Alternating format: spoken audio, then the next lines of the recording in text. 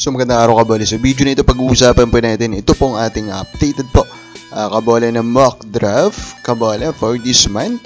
Pag-usapan din natin yung mga bagong pangalan dinagtag po natin dito sa mock and about Phoenix. So may di pa nakasubscribe po, kapindot naman po yung subscription button kabole. So first, finals po kasi yun ng NCAA kabole. So chinek natin yung mga stats, no. Again, respect po kay Sir Pong Ducanes kabole. Compared po sa statistician ng PBA, grabe yung ginagawa niya kabola. And I'm not sure kung siya yung official po na statistician ng UAAP at sa NCAA. Pero grabe po yung ginagawa niya kabola for this two college po na tournaments kabola. For NCAA, we check the numbers. And out of those who are 4th year, 5th year, I think ang pinaka-realistic dito na pwede kong idagdag po dito sa akin po mock draft is si Clint Escamis po ng Mapua, which is basically siya po yung MVP last season kabola. Escamis, kung sa mga hindi pa nakakilala, very interesting guard wing kabola na prospect kabola. He is a defensive sabig and yung offense niya is okay din kabola. So panoorin nyo siya, nasa finals po siya ngayon.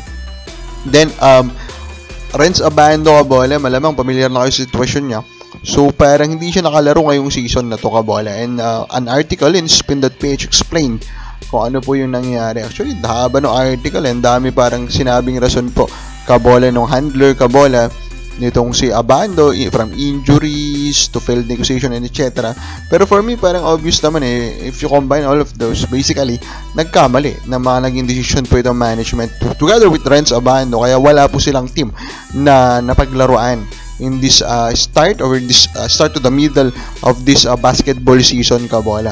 And because of that, I'm now putting him as a clear potential po na makasali dito sa 2025 PBA draft, no matter what he says in the media. Kasi what I expect to happen now kabola, na very open na kabola, na mukhang hindi naman na siya makakalaro sa mga ongoing po na tournaments kabola ng KBL, Japan B-League kabola, and of course MPBL patapos na, is that PBA teams will try to lure him now kabola into joining the PBA draft. So parang realistic na siya na option para sa akin. Now, before we go to the final po kabola na mock draft natin, ito muna pag-usapan natin po yung standings. I want to focus on Phoenix, who is currently 0-2 kabola. Yes, medyo masakit siya tignan, lalo na sa mga fans po na nabibuild up ng Phoenix kabola. Pero I hope they can weather this storm, no? Tulad ng ginawa ng Convert last season. I hope they learn from that. You just need to weather it kabola. Stay strong, stay focused kabola. Yeah, it's tanking kabola, pero if they end up with a top 2 pick, especially the number 1 pick for this upcoming draft, they can come up with a very special player, papartner nila kay Tyler Tio, Richo Rivero, kay Balungay, Taffin kabola, Jason Perkins, and they will have a pretty good roster kabola. Parang marami pa namang big man na pwede silang i-target for this upcoming draft. So, magiging worth it ito.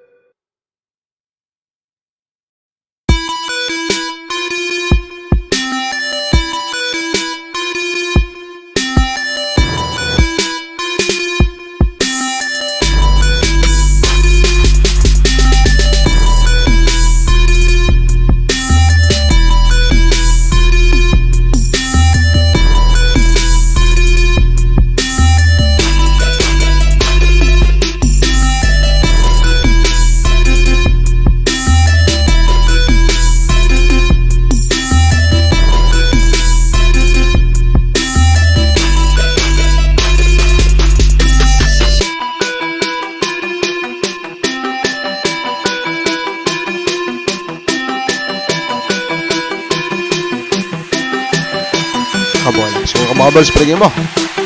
Ito na ba yung maganda po na draft kabola for 2025? Comment lang po sa baba.